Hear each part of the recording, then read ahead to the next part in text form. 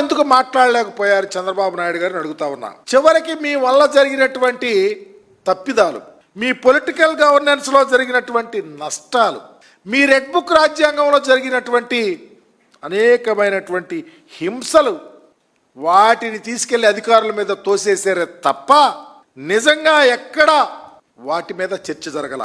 Deputy CM ఉన్నాడే, ఆయన ఎగరామం ఒకరోజు సరే. ఆయన ఉన్నాడు సకల శాఖ మంత్రి, మీ పుత్రరత్నం, వారు పూర్తి డుమ్మా.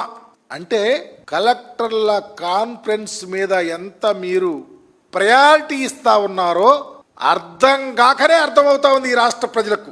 సేఫ్ క్లోజర్, చక్కగా దాన్ని మెడికల్ కాలేజీలని క్లోజ్ చేసి అమ్ముకోవాలనే తపన తప్ప వేరొకటి లేదు. అదే పీపీపీ మోడల్.